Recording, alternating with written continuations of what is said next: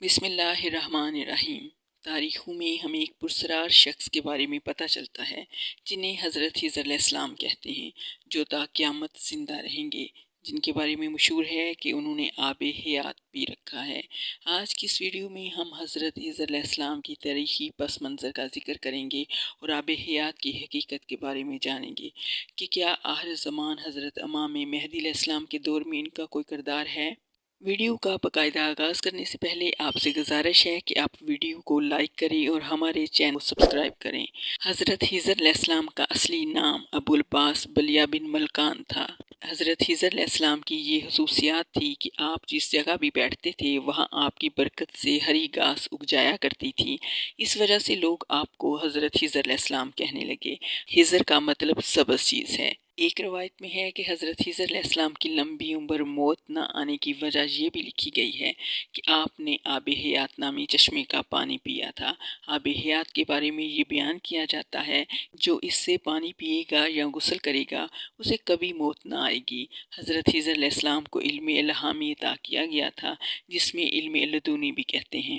قرآن پاک کی تفسیر میں ذکر ملتا ہے کہ ایک دفعہ حضرت موسیٰ علیہ السلام بنی اسرائیل کو واعظ و نصیحت فرما رہے تھے کہ ایک شخص نے اٹھ کر آپ سے سوال کیا کہ لوگوں میں سب سے زیادہ علم رکھنے والا کون ہے؟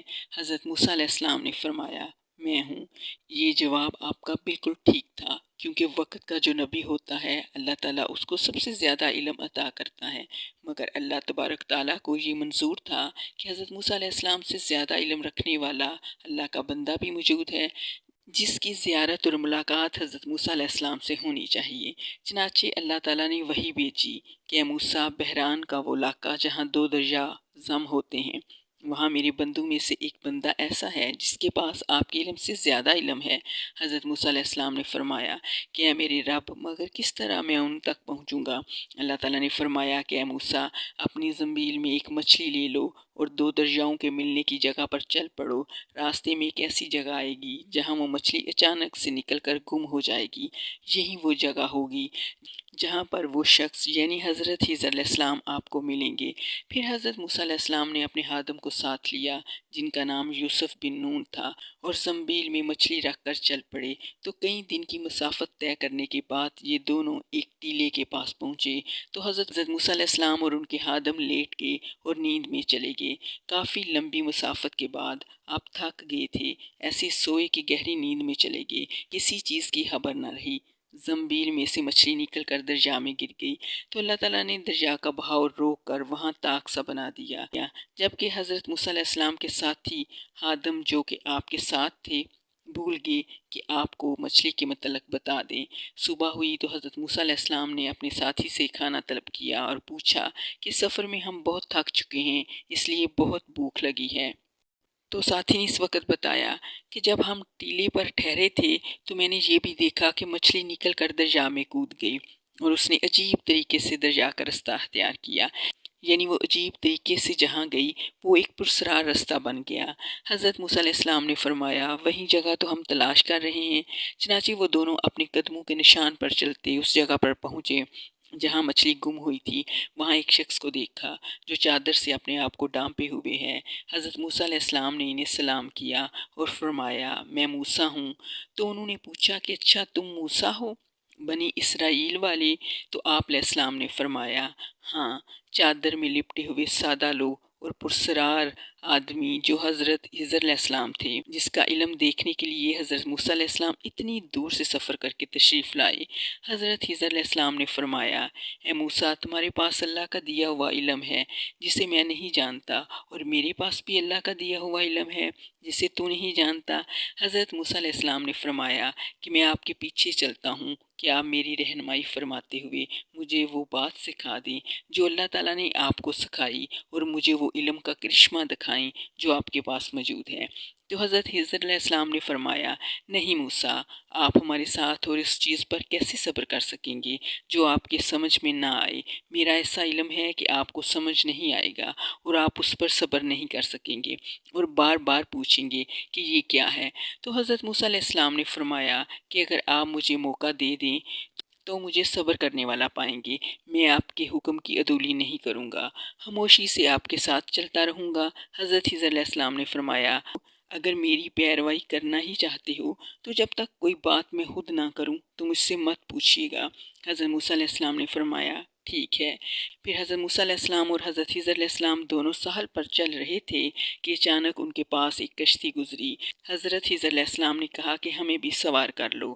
انہوں نے بٹھا لیا۔ حضرت خضر علیہ السلام نے اس کشتی کا تختہ اکھاڑ دیا تو حضرت موسیٰ علیہ السلام فوراً بول پڑے کہ آپ نے کشتی کا تختہ توڑ ڈالا ہے تاکہ اس کشتی والے غرق ہو جائیں۔ آپ نے بڑا عجیب کام کیا ہے۔ حضرت خضر علیہ السلام نے فرمایا میں نے تمہیں نہیں کہا تھا کہ تم میرے ساتھ خاموش نہیں رہ سکو گے؟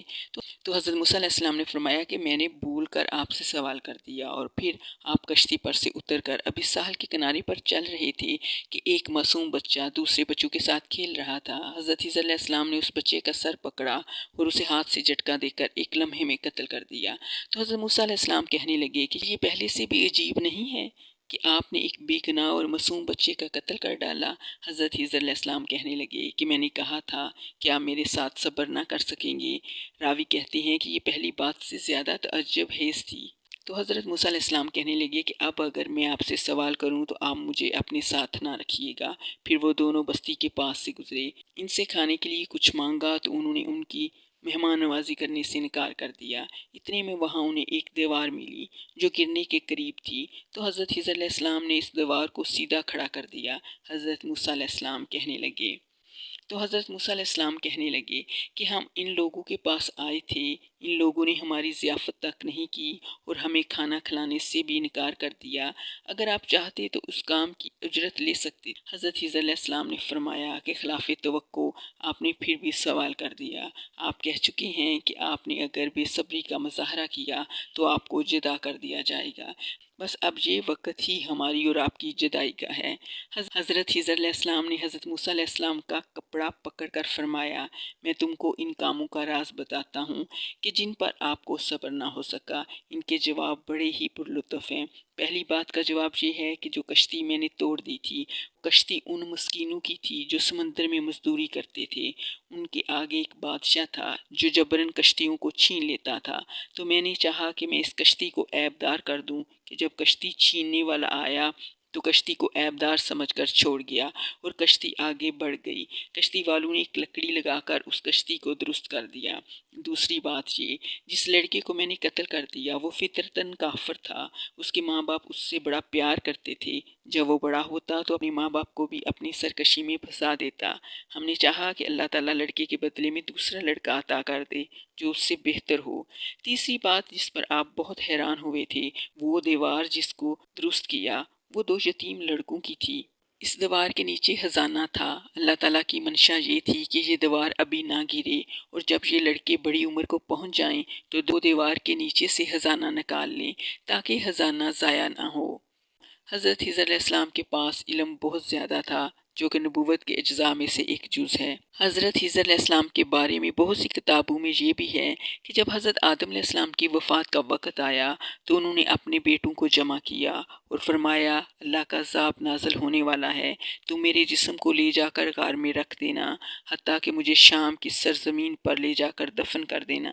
جب طوفان نوح آیا تو حضرت نوح علیہ السلام نے اپنے بیٹوں کو فرمایا کہ حضرت آدم علیہ السلام نے اللہ سے دعا کی تھی کہ اللہ اس شخص کی عمر قیامت تک لمبی کر دینا جو مجھے دفن کرے۔ تو حضرت آدم علیہ السلام کا جسم مسلسل پڑا رہا حتیٰ کہ حضرت خضر علیہ السلام پیدا ہوئے جنہوں نے حضرت آدم علیہ السلام کی تدفین کی۔ تو اللہ نے حضرت آدم علیہ السلام سے جو وعدہ کیا تھا وہ پورا کر دیا۔ حضرت خضر علیہ السلام اللہ کی مرضی کے مطابق قیامت تک زندہ رہیں گے۔